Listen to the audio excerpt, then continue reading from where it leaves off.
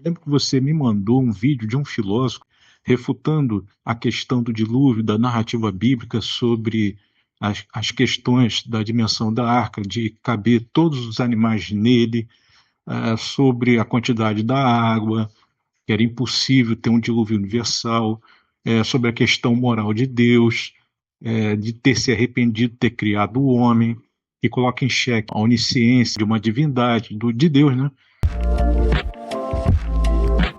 Não é possível, do ponto de vista técnico, ter existido uma arca de Noé. Na descrição das medidas da arca, que estão muito precisas no Gênesis, não cabem os milhões de espécies de insetos. É inconcebível supor que um ornitorrinco que só existe na Oceania teria nadado, flutuado ou navegado milhares e milhares de quilômetros até chegar à região da arca no Oriente Médio. Não é concebível que um urso polar pudesse ter se arrastado do Polo Norte. Não é concebível a arca de Noé. Ela é um problema também. Não há água suficiente no mundo para que ele tape o Monte Everest, para que o mundo inteiro fique coberto de água. É um problema moral, porque Deus diz antes de fazer o dilúvio que eles se arrependeram de ter criado o homem. Como é que Deus onisciente pode se arrepender? É um problema também como alimentar todos os animais da terra dentro de um barco durante 40 dias e 40 noites. É um problema também porque Noé solta primeiro uma ave e ela não volta.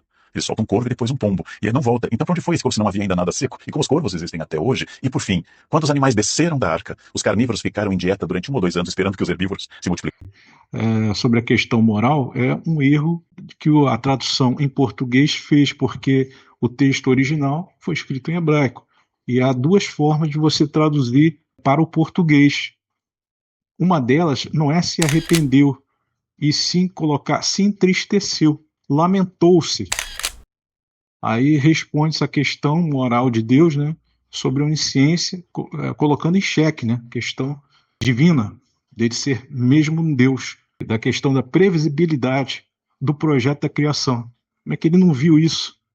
Que isso iria acontecer? Como Deus vai errar dessa forma? É consultar sempre um léxico na fonte original, primária da Bíblia, que é o hebraico. E lá, Deus então se arrependeu, lá em Gênesis 6,6, de ter feito o homem. Só que, se você for na fonte primária, o termo em hebraico é nahan, que quer dizer, pode ser traduzido no português como arrependeu-se, mas não é o termo adequado para ser traduzido ao português. Deveria ser: e Deus lamentou-se de ter feito o homem. Ele se entristeceu de ter feito o homem. Essa é a questão de você ler na tradução em português, que vem carregado desses vícios aí, entendeu? Deus, a própria Bíblia fala, ele não se arrepende. Deus não é homem para que minta, nem ser humano para que se arrependa. Balaão citou isso, sobre a questão da água, que havia um oceano de água debaixo da terra. A própria narrativa bíblica responde isso aí, que eu já falei para você, que isso veio à tona quando veio o dilúvio, que não havia ainda chovido sobre a face da terra. Os campos eram umedecidos na manhã por um orvalho que surgia debaixo da terra, das águas do abismo. Isso foi à tona no dilúvio. Não havia ainda chovido sobre a terra. Isso está bem esclarecido no próprio texto bíblico, né?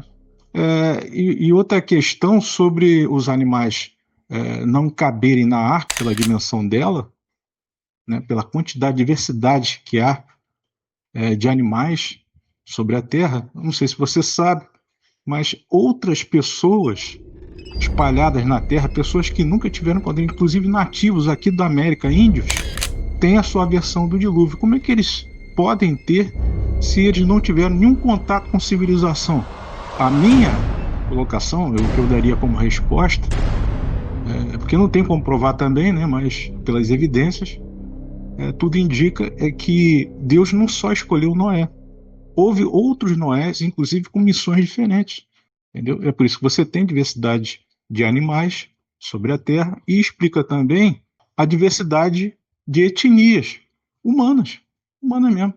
Porque ainda assim, Noé, através da geração dos seus 3 filhos, deu origem à parte étnica, mas partindo de uma raiz familiar. Porque dos 3 filhos de Noé, veio a geração de Cã, Jefé e Shem. Shem deu origem aos povos do Oriente Médio. Cã deu origem aos povos africanos. E Jefé deu a parte ocidental, as civilizações ocidentais. Eu já falei isso para você. A Bíblia ela faz a narrativa apenas a partir do tronco familiar. Ah, porque deu origem a 70 famílias, até 70 nações da Terra. Pode até ser, pode até ser. Mas a partir de um tronco familiar. Quem estava de fora desse tronco familiar, foi contada a história deles? Não. Você entendeu? É isso, cara. Outra particularidade da narrativa bíblica, talvez você não saiba. Para você passar da narrativa oral para a escrita, demorou-se até milênios. Então, eram contos que eram reunidos a toda a família, através do chefe do clã da família. Eram contadas essas histórias. E você sabe, quando a história é contada, há exageros.